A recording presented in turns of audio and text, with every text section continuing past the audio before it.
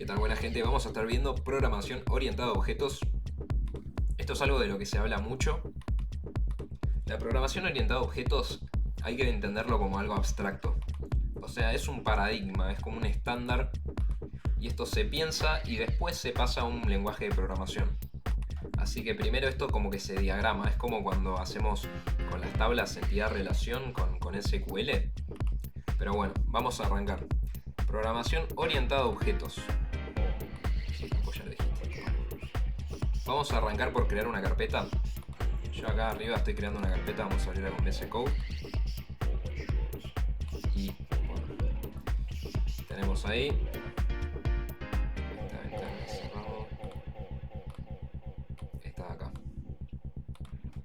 Vamos a crear un archivo de Python. Vamos a ponerle archivo.py. Entonces, vieron que en Python nosotros podemos definir funciones poniendo def función sumar y le pasamos argumentos a, b y después le ponemos acá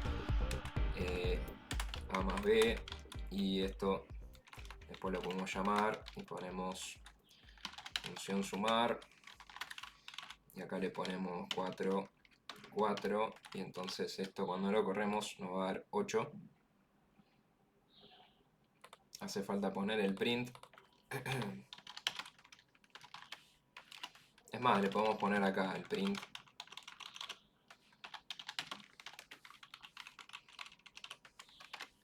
Bueno, y vieron que esto cuando lo corremos te devuelve 8. La función también le podemos poner return. Esto con Python, ¿no? Y ven que ahí dice, bueno, no lo imprimió.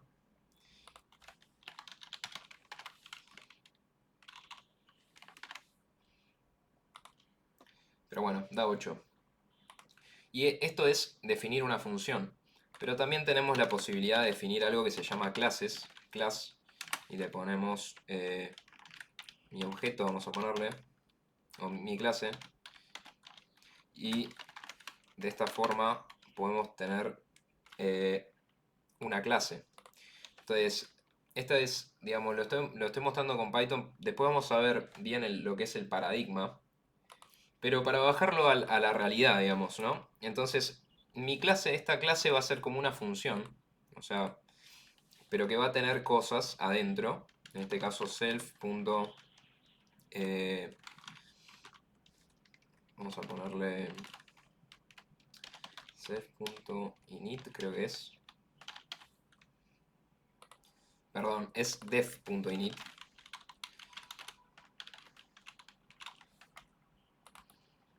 Def sin el punto. Def init self. Y bueno, ahora voy a ir explicando esto. Las clases adentro van a tener funciones o van a tener cosas, o sea, como es una función va a tener cosas adentro. El tema es que, digamos, en Python todas las cosas son algo que se llama objetos. O sea, vos tenés hola igual a hola. Y esto probablemente ya lo saben, pero bueno, lo explico porque vamos desde cero. Entonces vos pones type hola y este hola va a ser un tipo de, vamos a comentar esto con control llave, hola va a ser, ven que ahí dice class string, entonces hola es de la clase string. Entonces Python tiene definidas ya clases. Vamos a crear un Jupyter Notebook que es como una forma de correr los archivos de Python, pero de una forma más fácil, digamos. Ahí está. Entonces, esto de acá, IPI, NB, es para crear este formato que nos permite correr las cosas más fácil, ir mostrándolo de esta forma. Entonces, hola, lo corremos, vamos a poner Python, sí. Y van a ver que dice lo que decía acá abajo, class string. Entonces esto quiere decir que hola tiene almacenada una variable de clase string. Y clase quiere decir justamente eso, que el string tiene un comportamiento que está definido. Entonces nosotros podemos hacer que hola no sea string, o sea, podemos hacer que hola sea otra cosa, podemos hacer que hola sea un int, hola ahora es un int, pero también podemos crear nosotros nuestra propia clase y decir, hola, quiero que sea una clase específica. Entonces vamos a poner class, mi objeto,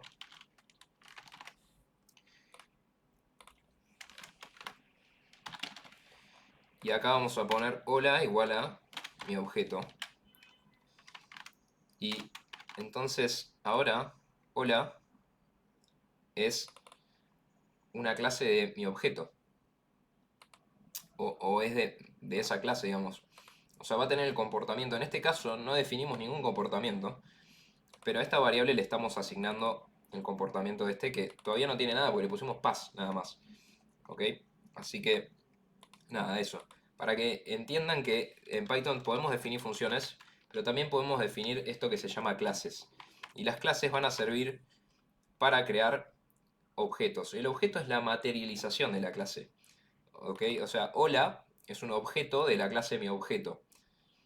Es como si a la función de alguna forma le asignáramos una variable, ponele, o algo así. Lo vamos a ir viendo. Entonces, si queremos que mi objeto, o sea, vieron que con los strings tenemos, o con otros tipos de objetos, como podría ser los arrays, pues tenemos así, y tenemos 1, 2, 3, 4. Nosotros tenemos posibilidades de, esta es una lista. Entonces nosotros tenemos posibilidades de poner hola.append, ponerle que 5, y esto lo que hace es que te suma un 5 al final de hola. Entonces, si ahora imprimimos hola acá, ven que se sumó al final, pero la posibilidad de que al tipo lista se le pueda hacer un append está definido dentro de Python en algún archivo que dice, mirá, a las clases, a los objetos de la clase lista, vos le podés hacer un punto append. Pero a los objetos de la clase string, ponele, que esto fuese un string, no les podés hacer el punto append. Porque esto es un string y ahora esto me va a dar error. String no tiene append. Entonces, eso lo definimos acá. En el constructor. O sea, Python internamente tiene algún lugar donde está guardado esto y dice class, string, y tiene toda la definición de cómo se va a comportar los strings, tiene toda la definición de cómo se van a comportar las listas.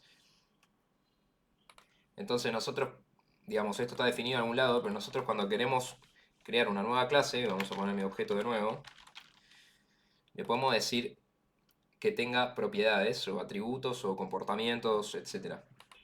Entonces, después vamos a, ya le dije, como le dije, vamos a ver el tema de la programación orientada a objetos, pero primero quiero que más o menos se entienda qué es un objeto desde el código, porque es más práctico. Entonces, hay algo que se llama el constructor de clase, que es una función. O sea, es una función, por eso ponemos def, y se pone algo que se llama init, que esto así, escrito, se llama dunder methods. O sea, todos los métodos, las definiciones en Python que tiene esto así, la doble barra al principio y la doble barra después, se llama dunder methods o métodos mágicos. Entonces, este es un método mágico que sirve para esto. Sirve para que cuando estamos creando una clase se cree esto que se llama el constructor. Sé que es un poco complicado, pero espero que me vengan siguiendo. Entonces tenemos la forma de crear el objeto, que digo la clase, porque viene clase y después objeto. O sea, el objeto es la materialización de esa clase. El objeto, la clase en sí, vamos a poner mi clase, que boludo le puse mi objeto. La clase en sí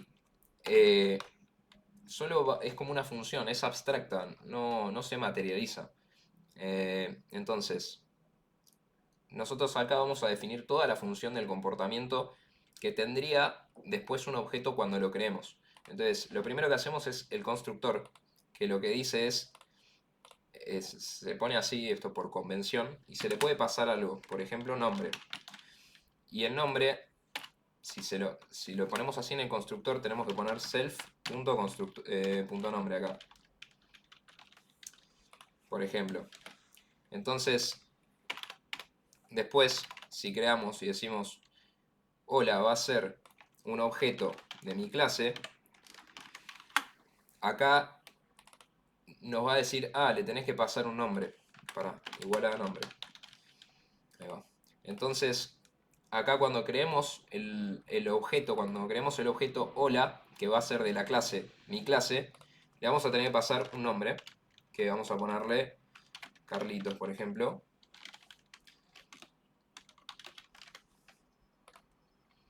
Entonces ahí lo corremos. Y acá se nos va a crear la posibilidad de poner hola.nombre. Entonces ahí dice Carlitos. ¿Por qué? Porque acá lo definimos de esa forma. Porque esto que se llama el constructor, lo que dice es, cuando vos estés creando una clase, esta clase, mi clase, va a tomar un argumento que se va a llamar nombre. ¿Ok? Así que nada. Y acá decimos, mirá, si vos querés acceder al nombre, podés hacerlo mediante esto. Self.nombre igual a nombre. Esto que está acá, así definido, se llama atributo.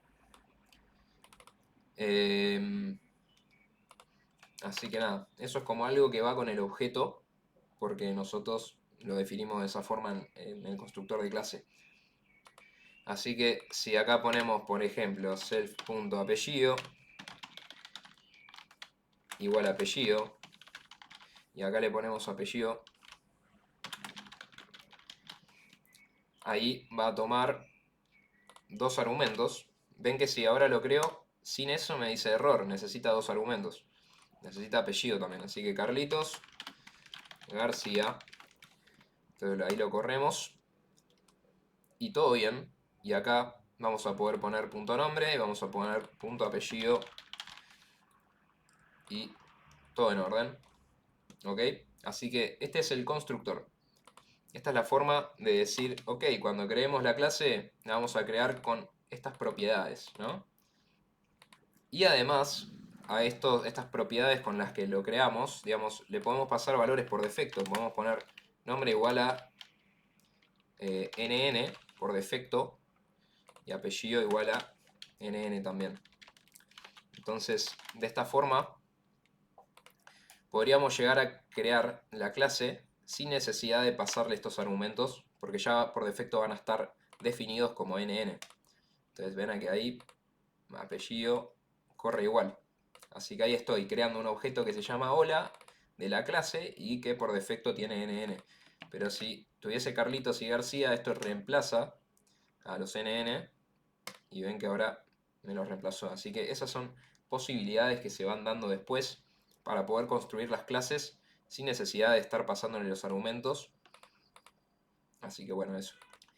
Y como les dije, estos de acá son los atributos, pero también tenés algo que se llaman los métodos, que los métodos son funciones, otras funciones que se definen.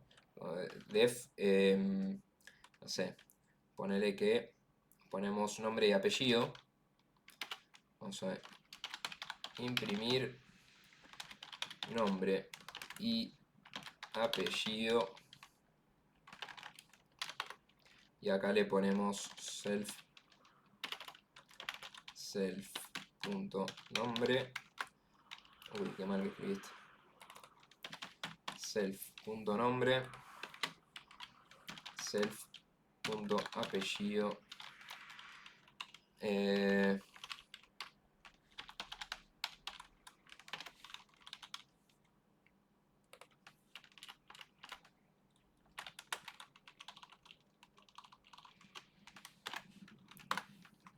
A ver si funciona esto. Y acá le tenemos que poner self.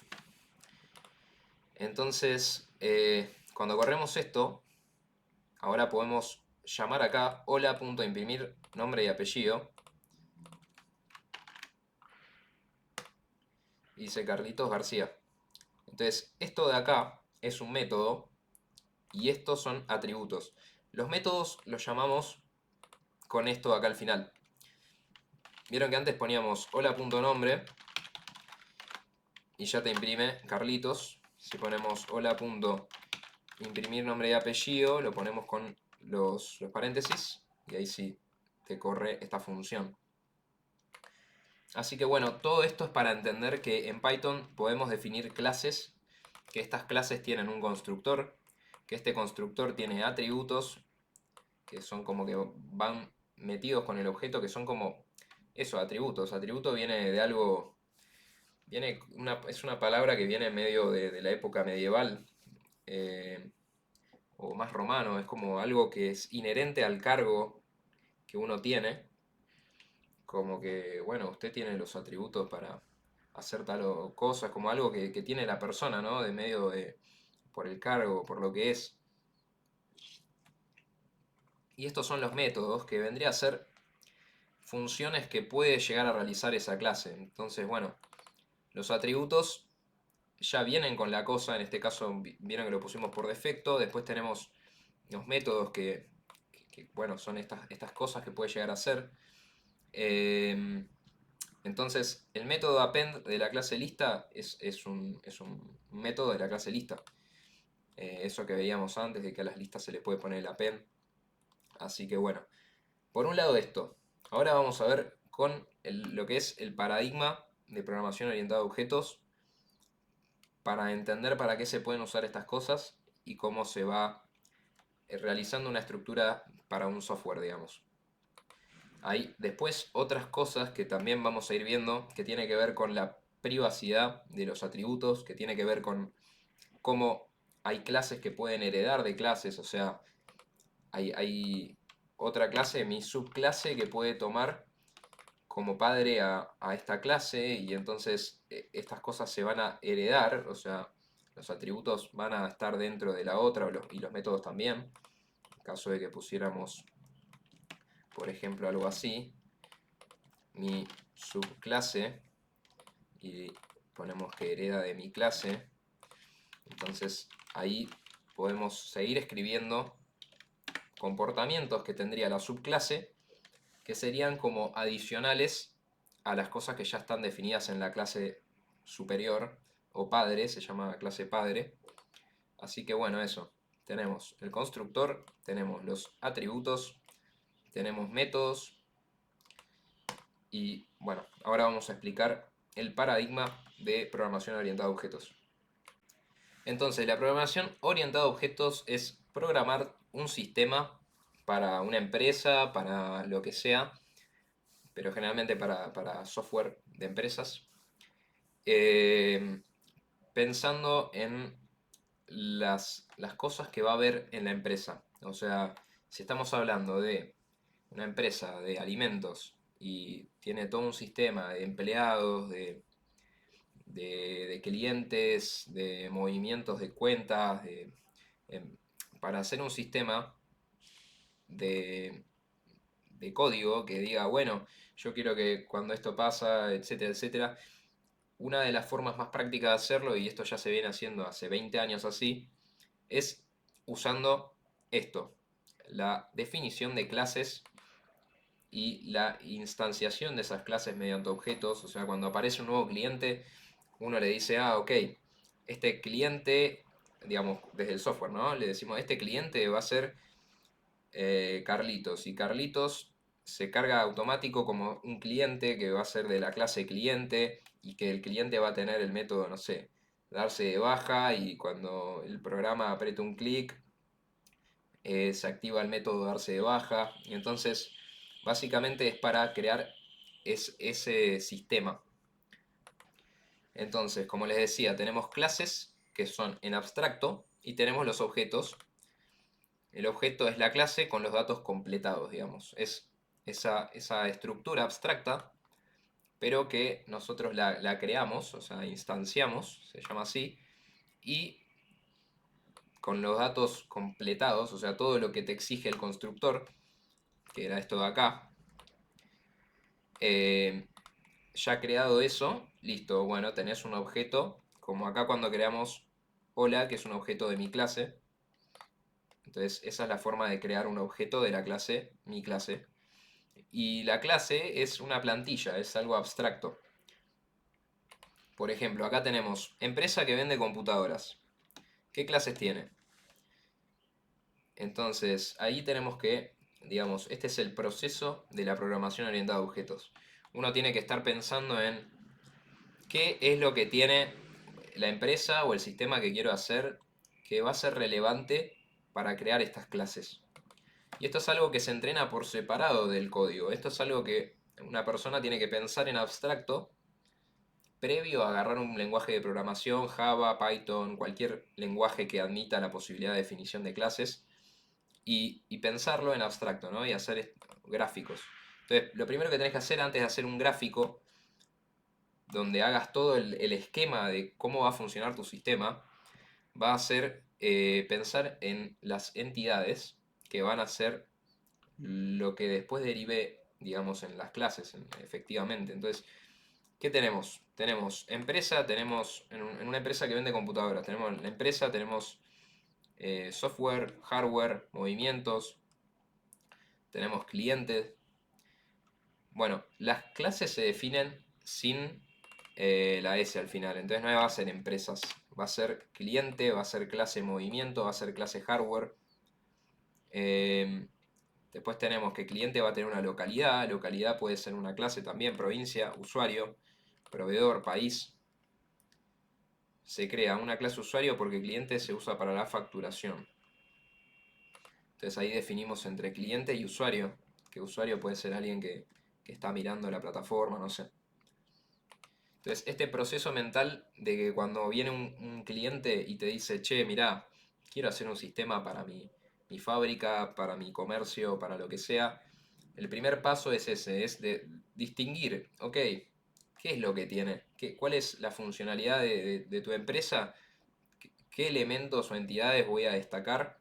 Entonces empezás a sacar, bueno, mi empresa, software, hardware, movimiento, vas a tener localidad, proveedor, país. A medida que vos tengas esta práctica, esta agilidad creando clases, te vas a ir poniendo más canchero y además vas a manejar plantillas a medida que vayas haciéndolo, porque una vez que lo hiciste para un sistema, por ejemplo, de comercio online, ya vas a tener gran parte de toda la estructura eh, de las entidades, todo lo que es el mapeo, ya medio aceitado, ¿no? O sea, o una plantilla para guiarte con eso.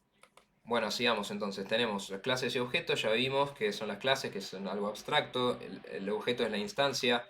Vemos que hay que distinguir las entidades para poder después empezar a hacer este diagrama que les digo que es antes de empezar a programar. Y después es importante distinguir entre las clases y los atributos y métodos. Eh, ¿Por qué? Porque el cliente quizás, no sé, es hombre o mujer, ¿no? O mayor de edad o menor de edad. O el usuario, no sé. Entonces vos tenés que distinguir y decir, mayor de edad o hombre o mujer, ¿son entidades o son quizás atributos? O sea, por así decirlo, esto de acá, ¿no? Como que son características de esta entidad o son una entidad por separado. Por ejemplo, localidad. ¿Localidad es una entidad por separado o vendría a ser parte de, no sé, provincia, un atributo de la provincia? Entonces, esto es un pensamiento ahí que uno tiene que tener eh, para poder ir distinguiendo si se trata de una clase, una entidad en sí, o si se trata de un atributo, como les digo, que sería como una característica. Bueno, después tenemos que hay una herramienta que se llama draw.io, que es la herramienta que vamos a usar para diagramar las clases. Entonces, esta herramienta online lo que te permite es venir acá y crear tu propio diagrama. A ver, vamos a buscar por acá que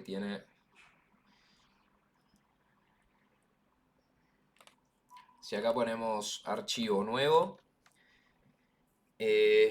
diagrama en blanco, diagrama de clases. Entonces ponemos ahí, crear diagrama, y ya arranca con esta plantilla, digamos. Vamos a borrar algunas cosas. Vamos a borrar esto también. Y esto también. Entonces, de esta forma vamos a ir creando las clases de nuestro sistema. Depende del caso, ¿no? Acá tenemos un ejemplo, proyecto veterinaria. Y ven cómo tenemos un montón de clases. Tenemos clase cliente, usuario, proveedor, provincia, tratamiento, envío, localidad, carrito, cuenta corriente, artículo de veterinaria, veterinario. Todas estas son clases. Y esto que está acá abajo todavía no está completado, pero digamos después lo vamos a ir completando. Pero básicamente es para mostrar cómo se empieza a pasar de este pensamiento primero de pensar en entidades para un sistema y lo empezamos a bajar a la práctica, a decir, bueno, a la práctica no, pero bueno, a un diagrama que es la forma en la que se hace, ¿no? Primero se piensa las entidades, después las bajamos a un diagrama y lo primero que hacemos es escribir las clases. Acá dentro de esto van a ir los atributos y acá van a ir los métodos. Recuerden, los atributos y los métodos son esto de acá. Los atributos y los métodos. ¿Ok? Bueno, y esto que les estaba mencionando antes, de distinguir entre las clases y los atributos, una clase se puede instanciar.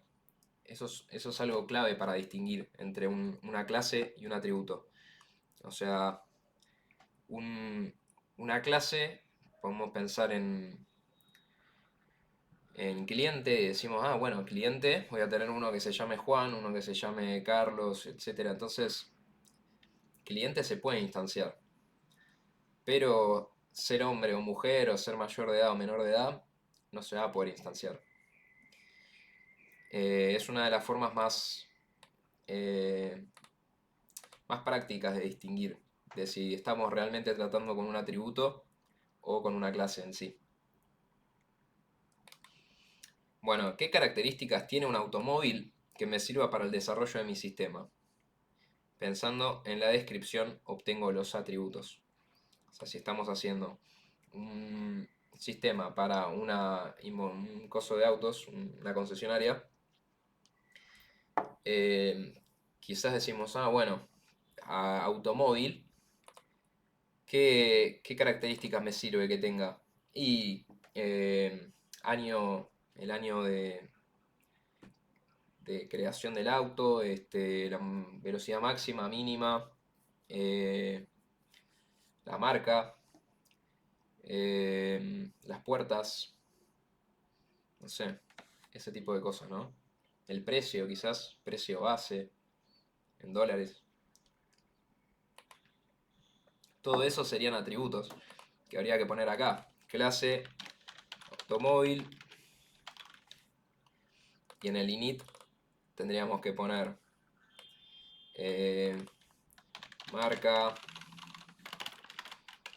modelo,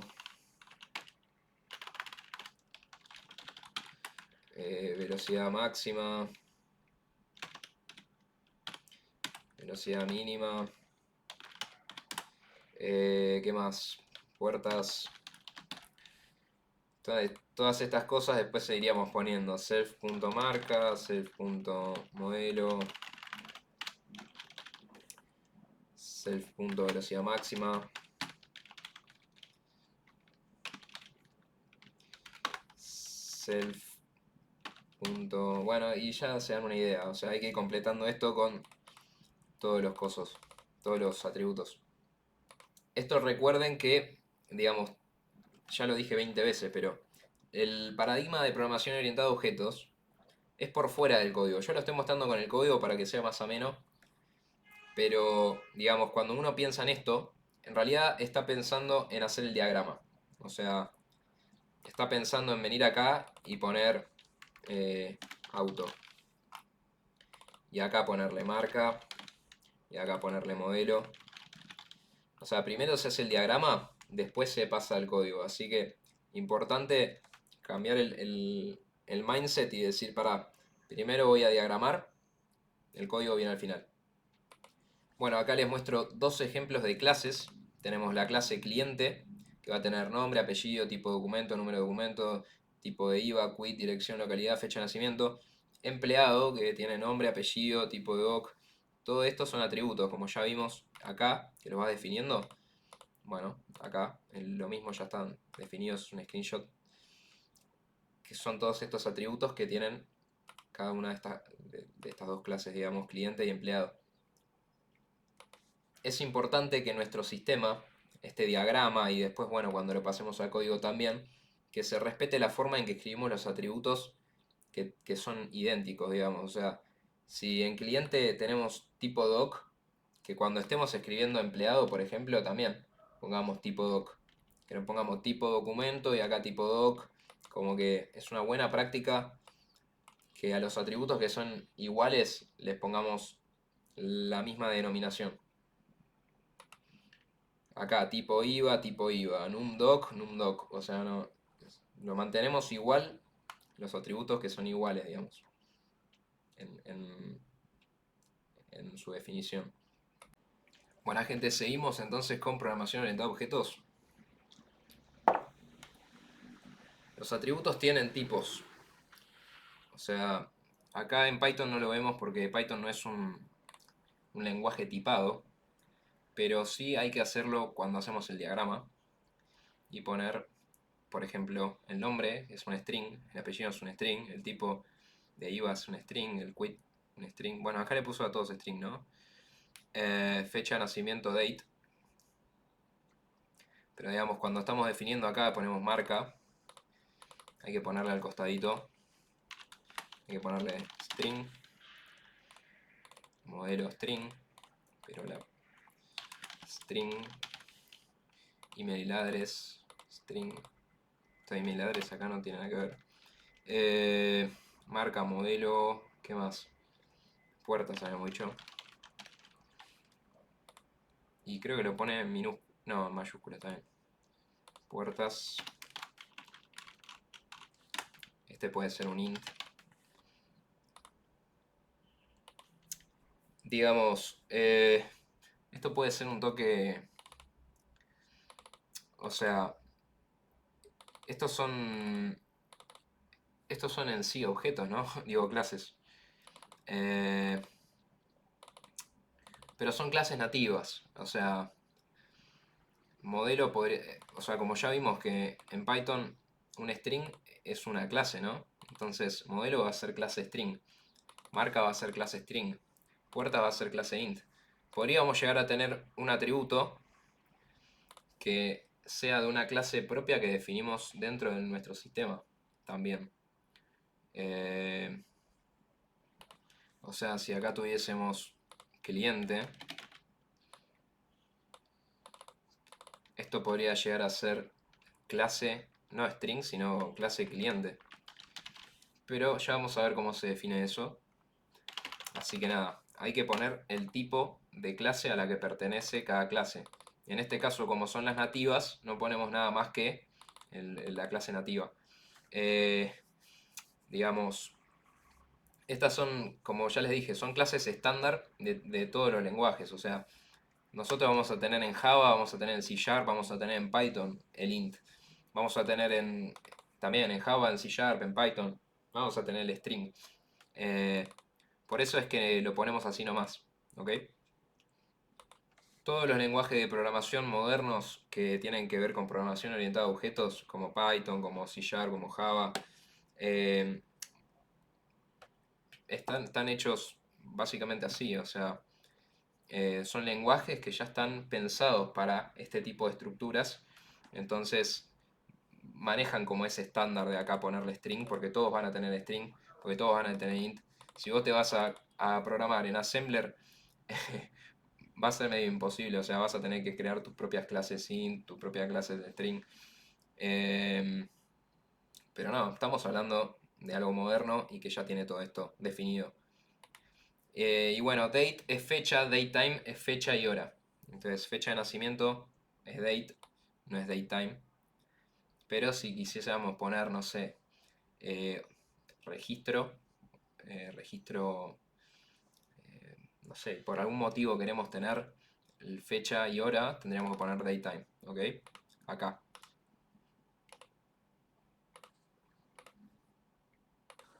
Bueno, los métodos, ya lo vimos. Los métodos son verbos que hacen algo con el objeto. Y los argumentos son parámetros que se les pasa al método. Entonces, por ejemplo, tenemos este que estábamos haciendo el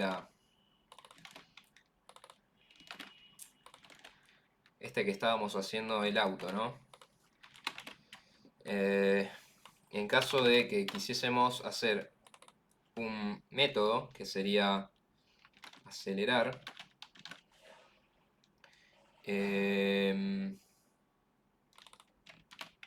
vamos a completar esto primero. Velocidad máxima igual a velocidad máxima, velocidad mínima igual a velocidad mínima, puertas igual a puertas.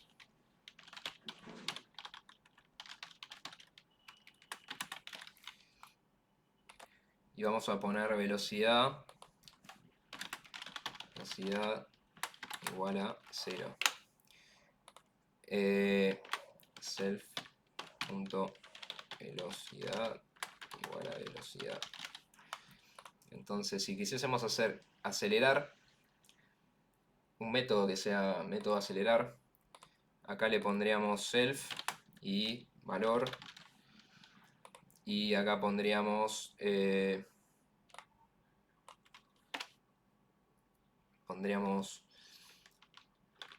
velocidad igual a valor, self velocidad igual a valor.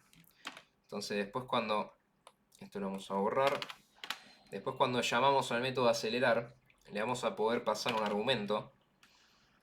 Entonces vamos a correr esto acá.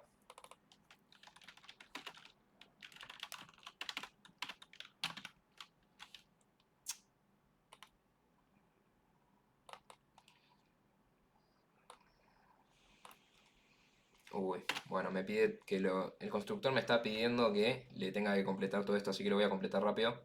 Bueno, ahí va. Me di cuenta que velocidad mínima es lo más boludo que hice. Porque claramente velocidad mínima que siempre va a ser 0. Pero bueno, vamos a pasarlo así, ¿no? Ya le creamos for K 200 0 4 puertas. Entonces, hola, vamos a poner mi auto. Mi auto va a ser una instancia de la clase automóvil. Y mi auto va a tener el método acelerar. Y el acelerar se le puede pasar un argumento y vamos a acelerarlo a 50, por ejemplo. Mi auto is not defined. Ahí va. Perfecto, entonces si acá ponemos mi auto punto velocidad, ven que ahora dice 50 y no dice 0. Si acá ponemos 30 o 40, ahí velocidad cambió y ahora velocidad va a 40. Así que bueno, esto es para explicar que a los métodos se le pueden pasar argumentos.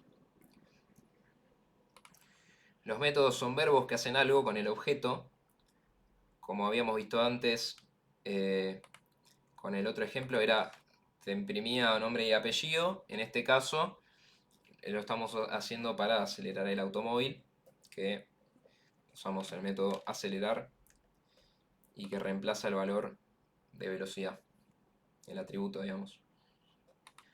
Pueden devolver algo o no devolver nada. Digamos, si fuese dar de baja descuento, por ejemplo, el método para un cliente, acá tendríamos un método que dice dar de baja, no sé, y acá ponerle que tenías un self punto prioridad o no sé, descuento sí o descuento y que sea un valor booleano, que sea true false y entonces acá podría ser dar de baja y que el dar de baja descuento transforme el descuento bueno, valor, y que acá le pasemos un booleano. Entonces le pasamos dar de baja descuento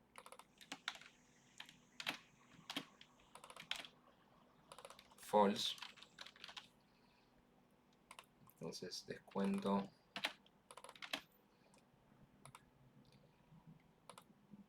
entonces ahí ya está, ya no tiene descuento, digamos. Así que, digamos, puede devolver algo o no devolver nada. En este caso, si no imprimimos el atributo, no pasa nada. Solo está cambiando internamente los valores que tendría mi auto, en este caso, que mi auto por defecto tendría descuento false. Digo, un descuento activado. Pero por X motivo decís, no, bueno, yo quiero que en mi sistema haya una función que sea dar de baja descuento, o sea, un método para que cuando... Bueno, creo que se entiende. Y entonces no necesariamente estoy teniendo que cada método que me mande cosas a la consola o que me mande, sino que modifique comportamientos de los objetos y no necesariamente estar mostrándome cosas, ¿no? A ver, acá puse... en el contexto de los diagramas, a los métodos que devuelven valores se les llama funciones. ¿Ok? Los que no devuelven nada se les llama procedimientos o procedures. Esto en el contexto de los diagramas. Entonces, si no devuelve valor, ejemplo ese acelerar, sería una función. Pero si devuelve algo como nombre y apellido, devolver nombre completo, lo que sea, sería un procedure. Y acá dice, los argumentos son parámetros que se le pasa o que se le ingresa al método cuando lo está llamando para que pueda funcionar internamente. Bueno, acá hay un ejemplo, toma el date, devuelve bool. Tenemos artículo, tiene nombre string, categoría string, cantidad float, esto es con coma. Disponible, booleano, garantía int, devolver estado de garantía, fecha, date, bool. Entonces, devolver estado de garantía de un artículo tomaría como parámetro fecha que es de tipo date y devuelve bool, que sería true o false. Entonces cuando acá estamos definiendo los métodos, pues sea devolver estado garantía,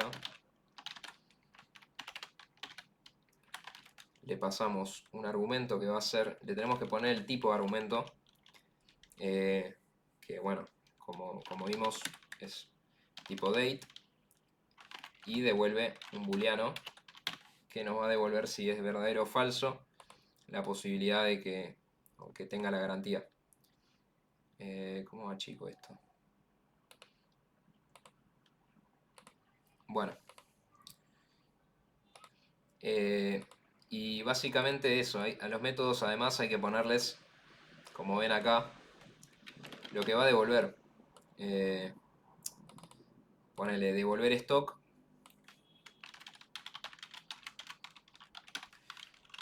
Quizás devolver stock no le pasamos ningún argumento, pero sí le decimos, mirá, el stock quiero que me lo devuelvas en enteros. Así que ahí ponemos int. Los enteros son números que no tienen coma, y los float sí. Así que bueno, eso. Por ejemplo, el precio sería un float. Bueno, otra cosa que vemos en el diagrama y que tenemos que pensar cuando hacemos el sistema es la visibilidad de los atributos y los métodos. La visibilidad quiere decir quién puede acceder a esto. Y generalmente los atributos, como van a ser propios del objeto que se instancie, o sea, no deberían ser accedidos por otras clases, ¿no? Porque son propios de esa clase. Entonces, si tenemos número de puertas, yo no quiero que el sistema pueda acceder al número de puertas por otro lado o algo así. Entonces, lo que se suele hacer es que se pone como privado. Todos los atributos por defecto son privados y los métodos públicos. O sea, lo que se suele hacer es que a todos los atributos los ponemos como de alguna forma secretos y si los queremos ver, los llamamos desde un método. Entonces, ponele, acá ponemos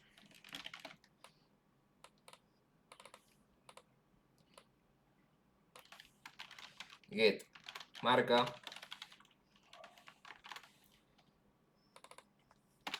y get marca va a devolver la marca, que va a ser string, y marca lo vamos a poner privado, o sea, con un menos ahí. Entonces, la joda es esa, que vos si querés hacer esto de llamar a uno de estos atributos y ver su valor, que no lo llames directo desde el atributo, sino desde un método que te muestre el valor del atributo, ¿ok? O sea, si quiero acceder a la marca, que yo no pueda poner acá mi auto punto marca, sino que acá cree un método que sea getMarca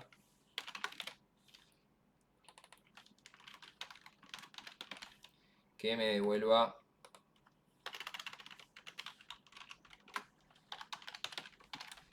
self.marca. Entonces,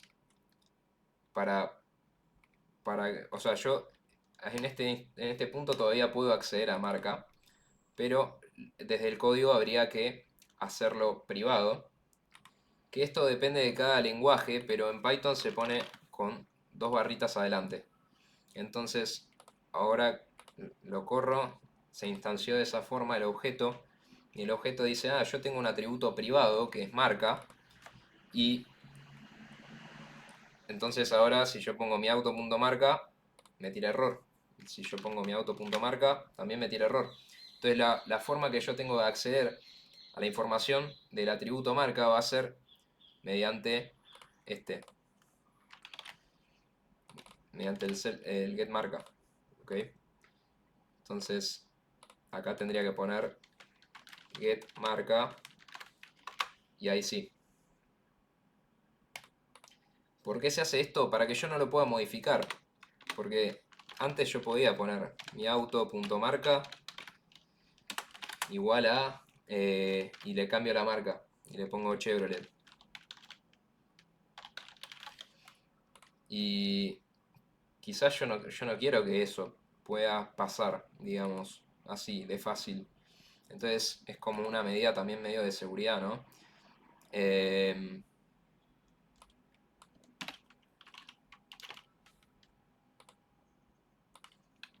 A ver si ahí... ¿Cómo era? Marca. Y ven que me sigue diciendo eso así.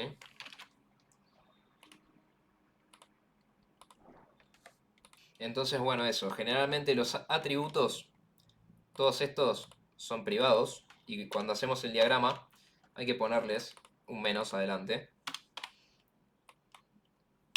Y le vamos poniendo un menos.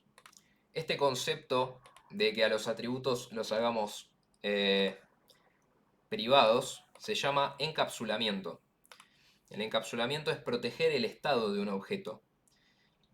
El ocultamiento del estado de un objeto, el estado atributo, podrá accederse únicamente a través de sus operaciones, o sea, los métodos. Es esto que les estaba comentando, pero sepan que se llama encapsulamiento y esto es algo que se llama, digamos, es lenguaje de programación orientada a objetos. O sea, te dicen, ¿sabés de programación orientada a objetos? Sí. El de encapsulamiento, sí, es esto. Es esto, es ocultar los atributos para que puedan ser accedidos únicamente por sus métodos. Bueno, seguimos con ese mismo concepto, que es la visibilidad, la posibilidad de ver un atributo o método. Si es un atributo o método y es privado, con el menos, si es público, más. Y eso quiere decir que se va a poder ver desde otras clases. La visibilidad es establecida por los modificadores de visibilidad. Entonces, así como a estos le ponemos menos, menos, menos, a estos vamos a ponerle más porque son públicos. Más.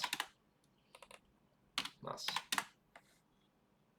Bueno, encapsulamiento ya vimos, esto está puesto 2 veces. Bueno, y en programación orientada a objetos tenemos, así como les mostré el getMarca, si nosotros queremos tener una posibilidad de un método que cambie, en vez de hacer esa movida que de acceder directo al atributo, esto de acá, lo que se hace es definir acá, en vez de un getMarca, un setMarca. Entonces, el set va a ser para cambiar los atributos, los valores, y el get va a ser para acceder a la información. Entonces, se llama métodos getter y métodos setter. Entonces tenemos los setter, como el setMarca, que va a ser justamente eso, va a ser self, a ver, vamos a poner nueva marca. Entonces, acá le vamos a poner self.marca igual a nueva marca. Entonces, este atributo, perdón, este método que es un método setter, que es setMarca, lo que hace es tomar como argumento una nueva marca y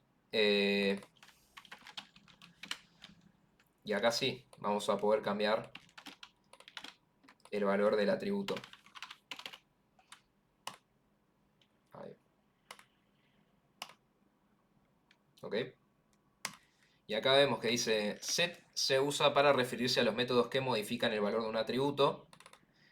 El get para referirse a los métodos que vuelven directamente el valor de un atributo. Es esto que ya les venía mostrando. Entonces ves, ahí tenés, todos estos son privados, nombre, cantidad, qué sé yo, y después acá tenés métodos públicos que tienen el más adelante. Get cantidad, get fecha, set fecha de no sé qué, set nombre, como para cambiar el nombre. Interesante que acá le pone el valor de respuesta void. Void quiere decir que no devuelve nada. En Python no se usa void, pero en Java, en C# sí. Así que bueno, acá setMarca tomaría como parámetro un nombre que es string y acá devuelve void porque no devuelve nada, solo le estamos cambiando el nombre.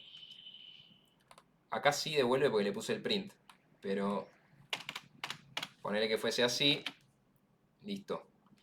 Ahí lo único que hace es cambiar el nombre y no devuelve nada.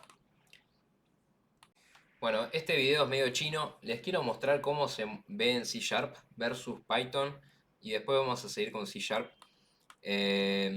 Aunque después podemos volver sobre Python.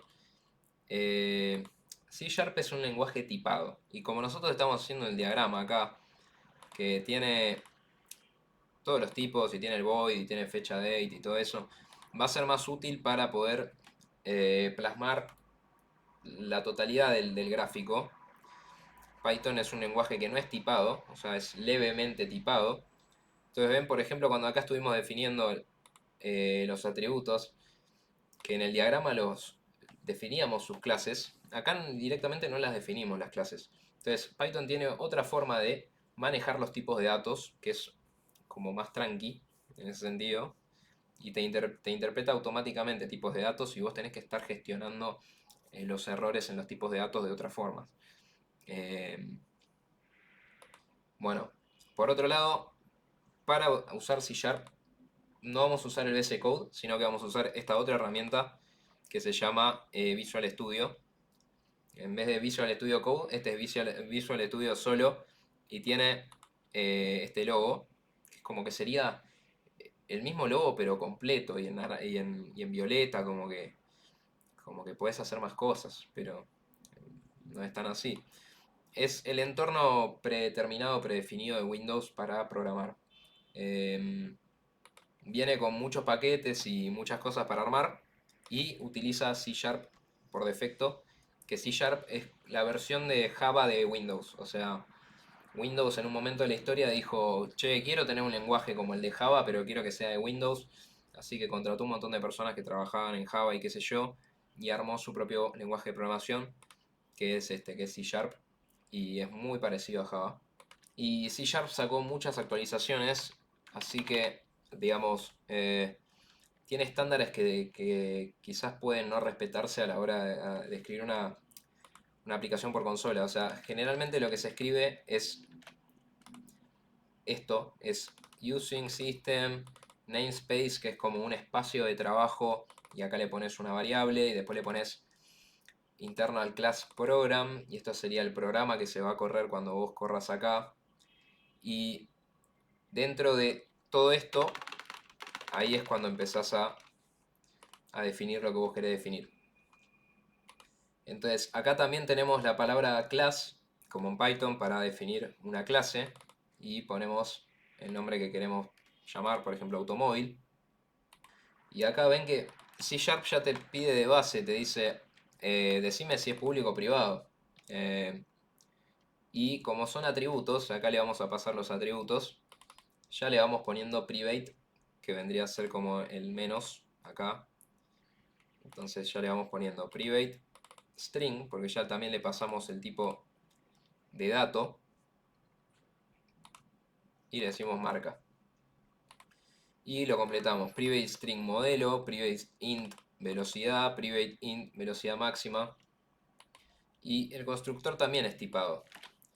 El constructor llamamos a public automóvil y ponemos string marca, string modelo, int velocidad máxima. Y en vez de self, como poníamos en Python, ponemos this. Dis.marca igual a marca, dis.modelo igual a modelo, dis.velocidad igual a 0. Acá la fijamos de base en 0. Dis.velocidad máxima igual a velocidad máxima.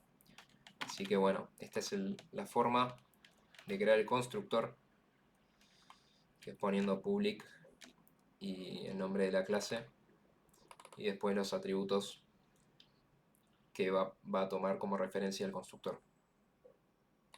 En Python teníamos el def init. Acá directamente ponemos public automóvil, y lo mismo ocurre con los métodos. No vamos a poner function o def, sino que va a ser algo así. Public void acelerar, ya no es def acelerar, sino public void. Void quiere decir que no devuelve nada, como habíamos visto antes. Y int incremento, que va a ser el número, el argumento que le pasemos de tipo int. Como ven, es todo tipado. Ven que le ponemos string, int, todo tipado por todos lados. Mucho más verborrágico, digamos. Bueno, y después tenemos el constructor, que sería esto de acá abajo. Perdón, el constructor, que es esto de acá. Y después tenemos la forma de crear el objeto. Que el objeto se crea dentro de esto que es static void main, que sería lo que ejecuta el programa. Entonces, estas son todas cosas que definimos dentro del programa, y después cuando el programa se ejecuta, instanciamos el objeto de esta forma. Ponemos automóvil for k igual a new automóvil for k, estos son los argumentos que te pide el constructor. Y bueno, esta es la forma de instanciar la clase. De esta forma se crea el objeto for k, que es del tipo automóvil. C Sharp hay que ir viéndolo de a poquito. Creo que es un poco más lento el laburo con C Sharp por este tema de tener que estar tipando todo, ¿no? Por otro lado es más seguro, porque, digamos, si una vez que lo hicimos bien, después que se pase un valor que no va, ya es más difícil, ¿no? Hay otro concepto importante. O sea, por un lado tenemos la herencia y por otro lado tenemos el overloading. La herencia es un poco eso que les mencioné, de que una clase herede de otra. Entonces nosotros podemos hacer que la clase automóvil tenga una subclase, O sea, que ponerle que esta clase fuese vehículo. Y después tenemos auto. Y después tenemos también, no sé, moto. Y entonces las clases que heredan de vehículo ya van a tener las cosas propias de automóvil. Perdón, de vehículo. Y, por ejemplo, moto también podría tener, no sé, cilindrada. Y el auto podría tener, no sé, caballo de fuerza. Entonces, digamos, no tenemos que volver a escribir toda la clase para moto, sino que vamos a poner que herede. Vamos a poner, como lo habíamos visto en Python, que herede, digamos, que todo eso ya lo tenga y solo le vamos a agregar, por ejemplo, cilindrada, o solo le vamos a agregar caballo de fuerza. Entonces, eso tiene que ver con la herencia. Y después también tenemos el overloading, que es otro concepto interesante, que también en español sería sobrecarga de operaciones, que es cuando, es cuando creamos un método o sí, o un constructor o creamos dos veces como la misma función, pero aceptando distintos parámetros. Entonces, eso sería la sobrecarga. Digamos que definimos varias veces lo mismo y dependiendo de lo que ingresa, lo que se ingresa al método, los argumentos, las funcionalidades que va a tener. O sea, sería una especie de forma de decirle eh, digamos, al programa, mirá, tengo un cliente que, no sé, yo lo creo y es menor de edad. Y bueno, entonces se activa automáticamente. Ponele que tenés menor de edad igual a true o false. Entonces vos directamente le pones menor de edad y como le pusiste menor de edad y tenés construido dos cosas de estos, ponele, y entonces se activa el otro constructor. O sea, vos podrías tener dos constructores en C Sharp, acá otro así, y que tenga otras funcionalidades, ¿no? Entonces, dependiendo de cuál es el constructor que toma, eh, lo que va a pasar. Se puede hacer con el constructor, también se puede hacer con los métodos. También se pueden definir dos métodos y poner, bueno, eh, como una funcionalidad distinta, ¿no? Que acelerar tenga incremento y tenga otra cosa, ¿no? Y entonces, dependiendo de cuáles son los argumentos que se le pasaron, la funcionalidad que va a tomar ese método. Esto en Python no se puede hacer, o sea, en Python es un lenguaje que no permite la sobrecarga de operaciones. Entonces yo no podría poner dos getMarca, por ejemplo. Yo no puedo poner acá getMarca y que este self, no sé, cambiar, no sé, qué sé yo. Ya vimos que los getter y los setter tienen unas funcionalidades específicas igual, pero no se puede hacer esto en Python. Sí se puede lograr la misma funcionalidad del overloading, eh, pero tratando de ir por otro lado. Onda, poniendo acá, digamos, esto igual a cero, o sea, hay que pensarlo más y tiene, digamos, otras alternativas, pero no se puede hacer directamente ese overloading, que es esto que les estoy mostrando acá. Buena gente, ahora vamos a ver ejercicios y el ejercicio es identificar la mayor cantidad de clases posibles de una clínica veterinaria que tiene una gestión para o sea, tiene una casa central y sucursales y lleva un control de clientes, de mascotas por sucursal y desea gestionar movimientos, ventas de artículos y accesorios, movimientos de cuentas corrientes y tratamiento de enfermedades. Entonces, ¿qué clases posibles podríamos llegar a encontrar en este caso? Yo ya las escribí, las voy a pegar para hacerlo más rápido. Tenemos clínica matriz, empleado, sucursal, cliente, veterinario, movimiento, usuario, mascota, artículo de veterinario, proveedor, cuenta corriente, el envío, la provincia, el tratamiento, el país, carrito. Y acá en cuanto a las clases, vieron que una vez que las definimos, las graficamos en un diagrama. Y yo ya lo empecé a hacer y bueno, ahí tenemos las clases. Cliente, proveedor, provincia, país, localidad, carrito. artículo de mascota, usuario, movimiento, envío, artículo veterinaria, cuenta corriente. Así que bueno, ese sería el primer ejercicio. Escribir, identificar las clases y ponerlas en draw.io para empezar a armar el sistema. Bueno, gente, vamos con el ejercicio número 2. Ahora tenemos que obtener los atributos con su tipo, los métodos con su tipo y aclarar la visibilidad. Entonces venimos al programita este que también tiene su versión web, o sea, tiene la versión descargable y la versión de escritorio, digo, la web y la de escritorio.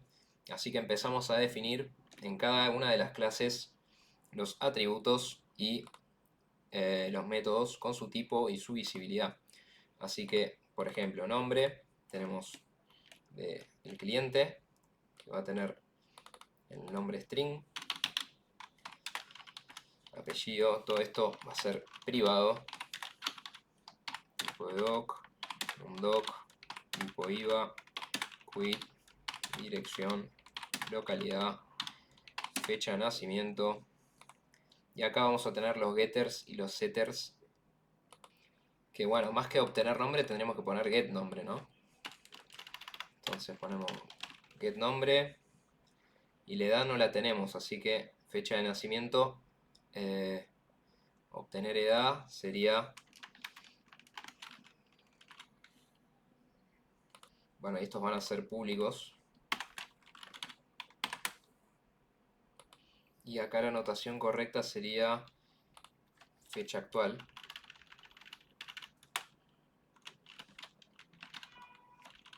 Que es de tipo date. Los dos puntos se usan para indicar el tipo. Y bueno, que devuelve un entero, que sería la edad.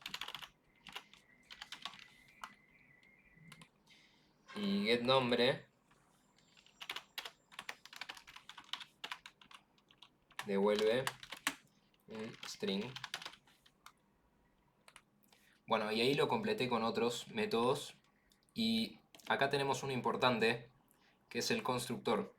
El constructor también se pone en el diagrama de clases. Ven que ahí dice cliente, nombre, string. Estos son los argumentos que toma para inicializar la clase cliente. Entonces tenemos nombre, string, apellido, string, tipo de doc sería tipo doc, string, número de doc, fallecimiento, date, fecha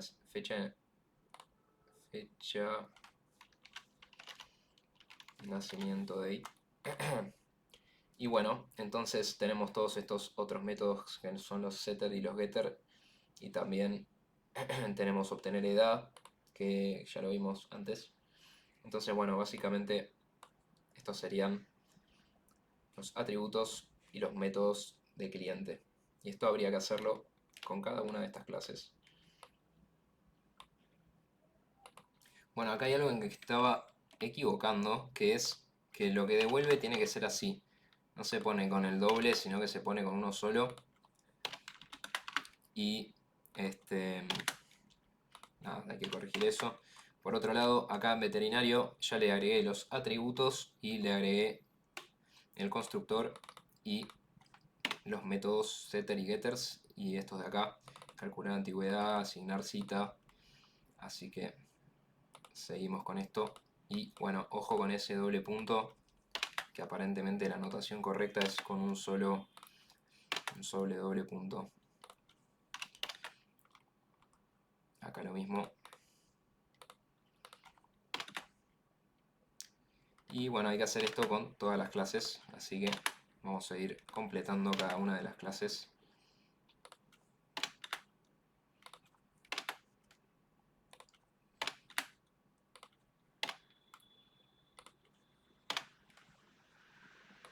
Bueno, ahí ya completamos todas las clases con sus atributos y sus métodos y nos queda este diagrama gigante que todavía no está conectado.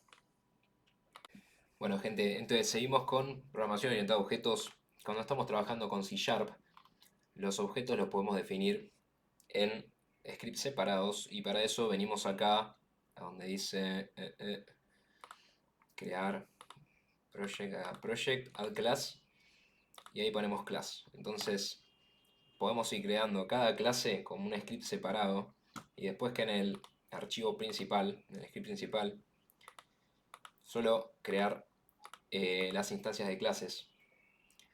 A ver si puedo ir al no, este. Entonces en el script principal, donde ponemos static void main, qué sé yo, acá podemos instanciar los objetos y, y dejar esto de la definición de cada clase y sus métodos y todo eso en cada uno en un script correspondiente a la clase. Bueno, ahora vamos a ver lo que es la herencia, que ya estuvimos viendo que hay una clase padre, una clase hija. Acá lo vemos en un diagrama. Y en este caso tenemos persona, que es la clase padre, y tenemos a las clases hijas que serían cliente y empleado. La forma de ponerlo en el diagrama es con esta flechita que apunta hacia el padre, que dice extends. ¿Ok? Entonces, el empleado va a ser una persona y el cliente también va a ser una persona, pero van a tener sus propios comportamientos, sus propias cosas, y por eso es que se llaman clases hijas del padre. Y a veces esta clase padre ni siquiera es una clase que vamos a utilizar. A veces se utiliza para ponerla como modelo y resulta en una clase abstracta, digamos. O sea, se define esta a veces solo para poder crear estas más fácil, ¿ok? Hay veces que no, hay veces que se utiliza también la clase padre. O sea, lo que voy es que la podemos utilizar como una especie de plantilla o la podemos utilizar efectivamente para alguna funcionalidad de nuestro modelo y efectivamente instanciarla, digamos. Porque, por ejemplo, en este caso persona y en este sistema no la estaríamos usando para instanciarla, no vamos a crear un objeto de la clase persona, sino objetos de la clase cliente o empleado, digamos. No, no vamos a crear un objeto de la clase persona, pero hay casos en los que sí creamos un objeto de la clase padre, digamos. Bueno, ¿cómo se pone en el código de C Sharp? El tema de la herencia. Tenemos que poner acá dos puntos y la clase padre que, ponele que, perdón, acá no, acá. La clase padre que sería vehículo, por ejemplo. Que bueno, no nos da error porque no la tenemos definida, pero esta sería la forma y de esta forma ya hereda el constructor, los métodos, los atributos del padre, sería vehículo. Bueno, vamos con algunas otras cuestiones de cómo se escriben estas cosas.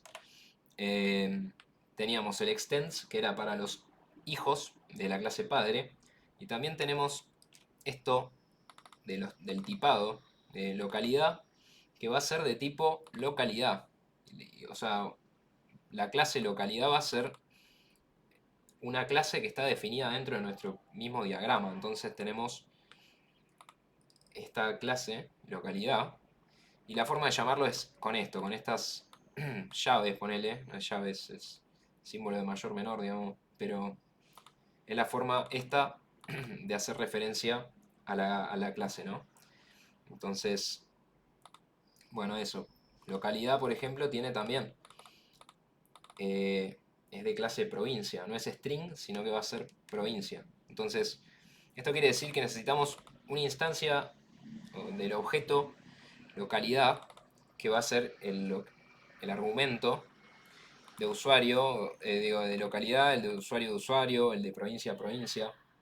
Así que bueno, eso a tener en cuenta cuando se va a llamar un atributo va a tomar una clase, digamos. Después, otro concepto importante es la cardinalidad. Cardinalidad, como los mapas, digamos. Esto tiene que ver con cómo se van a relacionar. Ven que acá tenemos uno, el asterisco. Tiene que ver con cómo se van a relacionar las clases entre sí, estas que están conectadas. Primero que nada les vamos a poner una flechita, que la flechita la podemos sacar de cualquier puntito de estos.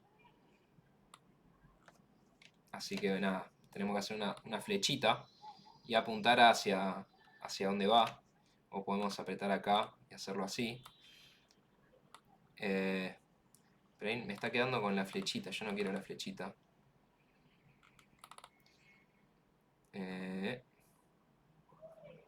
Creo que la forma es apretando este de acá. Ahí va. Y ahí lo juntamos. Pero bueno, en este caso país no se relaciona directamente con personas, sino que país se relaciona con provincia. Y acá tendría que poner país. Ahí. País. Y provincia se relaciona con localidad y localidad se relaciona con persona. Y después, bueno, respecto de lo que es la cardinalidad, digamos, país va a tener muchas provincias, pero las provincias van a tener un solo país. Entonces, la forma de que se escribe esto en el diagrama es poniéndole acá un asterisco, o sea, país va a tener muchas provincias y provincia va a tener una sola persona. Así que esta es la forma de hacer el diagrama correctamente. Provincia puede que haya más de una en localidad, o sea, una localidad abarque más de una provincia, entonces, pero la relación de provincia a localidad es una a muchas, o sea, puede ser que este, una provincia incluya más de una localidad, pero bueno, localidad solo tendría una provincia. O sea, puede haber muchas localidades dentro de una provincia, pero esas localidades siempre van a ser de una misma provincia, ponele. Y después tenemos esa misma relación acá. Una persona puede tener una localidad, ponele que así está el sistema, y la localidad, digamos, puede tener muchas personas. O sea, digamos, puede haber muchas personas que sean del monte de Jujuy y puede haber, digamos, pero esas personas solo va a tener una localidad, así que por eso estas relaciones es de uno a muchos. Y se escribe así, con uno y un asterisco del otro lado. Siempre apuntando, digamos, eh, o sea, el país apunta a muchas provincias, la provincia apunta a un solo país, la provincia apunta a muchas localidades, la localidad solo corresponde a una provincia. Personas, puede haber muchas personas con una localidad, pero la persona solo va a tener en el sistema una localidad. Entonces ese es el tipo de vínculo que se genera. Es importante no confundir este, que es la cardinalidad con el uno a muchos y eso, con este que es el extens, que indica quién es el padre. Acá son flechitas, en el otro caso son líneas que no tienen flechita. Es importante notar también cuando estamos haciendo el diagrama y cuando estamos haciendo estas relaciones de clases, por ejemplo, en esta clase que tenemos movimiento, que estamos usando para gestionar las transacciones, el constructor va a tomar eh, cliente en el constructor, así que previo, o sea, un movimiento sí o sí va a tener que tener un cliente que sea quien haga ese movimiento. Entonces, en este caso, por ejemplo, ponemos cliente dentro del constructor. O sea, no vamos a poder crear un objeto de la clase movimiento sin previamente tener un objeto de la clase cliente. Y el objeto de la clase cliente, bueno, va a tener que tener un nombre de todos estos argumentos que pide el constructor. Así que, bueno, eso. Esa es la forma, digamos, ordenada de que cuando creamos una nueva clase, digamos, sí o sí va a tener que tener el argumento cliente, o sea, no se va a poder crear un movimiento en el aire. Bueno, y entonces siempre que tengamos acá un atributo que tiene que ver con una clase ya creada, vamos a tener que estar haciendo la relación.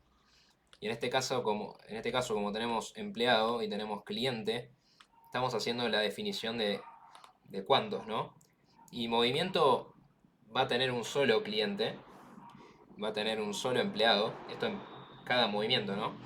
Pero bueno, el cliente va a poder tener muchos movimientos, el empleado va a poder tener muchos movimientos también. Así que volvemos a ver acá la relación de uno a muchos y de muchos a uno. Bueno, otra cosa que está bueno ver es la posibilidad de asignar permisos para algún área. Entonces, usuario, la clase usuario, va a tener, ven acá la relación con permisos. Que acá en principio Habría que ponerle, ¿no?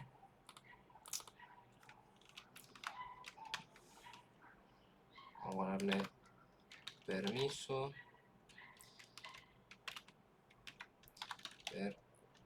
Permiso, dijo. Voy a hacer un hechizo. Bueno, cuestión que acá tiene permiso, usuario, área. Entonces esto se conecta con el área. Entonces, si el usuario tiene un permiso eh, que no va, o sea, el usuario va a tener un tipo de permiso. Y el permiso va a tener un área.